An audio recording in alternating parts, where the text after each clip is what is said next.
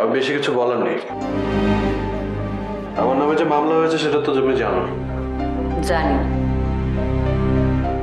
Anyways, Riya Barishal যেতে চেয়েছিল, আমি তাকে যেতে দিইনি।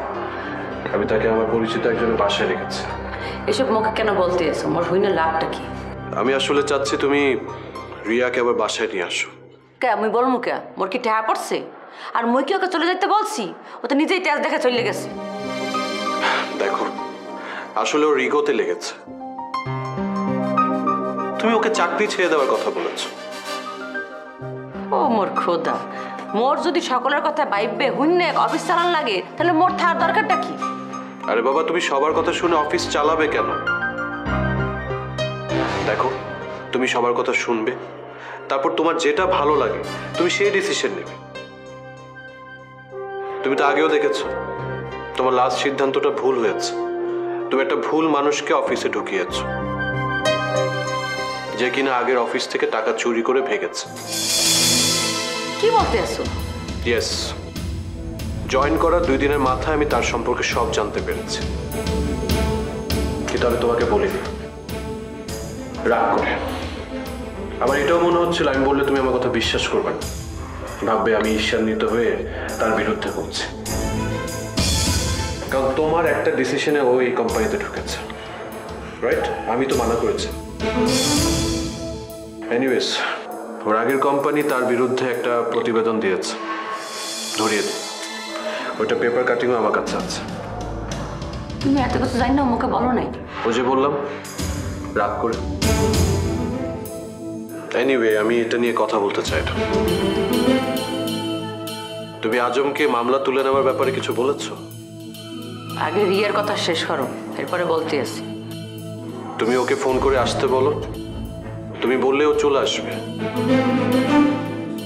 ও অ্যাকচুয়ালি নিজ থেকে চলে গেছে, তো ফিরতে শাই ফিল করছে।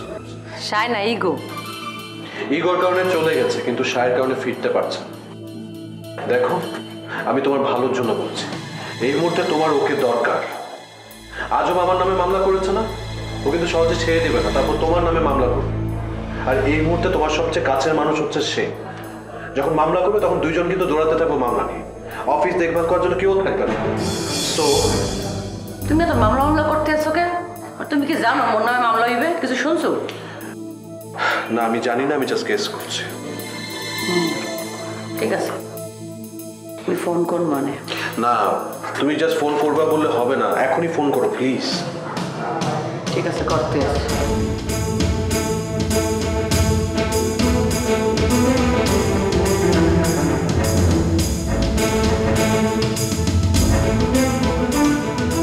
হ্যাঁ আপু বলো। এত রাগ করলে কেমনে চলবে? হ্যাঁ, বাসা থেকে বাইরে হয়ে যায় তুমি প্রমাণ করছো তুমি মোর বোন না। অথচ তোমার ওই বোন মনে হতাম। শোনো, তুমি কাল সকাল সকাল বাসা চলে আসবা, একসাথে মোরা নাস্তা করবো, এর বাদে অফিসে যাবো একসাথে। কিন্তু আপু, এত বড় পদের দায়িত্ব আমি নিতে পারবো না। দরকার নাই, তুমি খালি জীবন সাহেবের চেয়ারে বসবা, নাকি হেইও পারবা না? না, পারবো। ব্যাস, তাহলে তো কথাই শেষ। মোর এক লোকে কালকে সকালে নাস্তা খাইতে আসি। ঠিক আছে আপু, রাখি। থ্যাংক ইউ, তুমি অধিকার নিয়ে কথা বলেছ। ঠিক আছে, এখন তোমাকে মই ওই প্রশ্নটার জবাব দিতে আসি। মই আজম ভাইদারে বলছিলাম মামলা তুলে নেওয়ার জন্য, আর সে মুখে কি বলছে জানো? বলছে মুই যদি যাকে বিবাহ করি তাহলে সে মামলা তুলে নেবে। আরে বাবা, তুমি মামলা তোলার কথা কেন বলেছো? এই কেস নিয়ে সে কিছুই করতে পারবে না আমাদের। উল্টা পুলিশকে কনফিউজ করার জন্য ও নিজেই ফেসে যাবে। এনিওয়েজ, ঠিক আছে, আমি চাই। ডিনার করে দাও।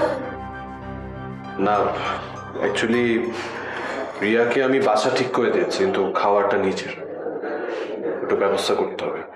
বেটার কালকে আমরা নাস্তা করি। ঠিক আছে।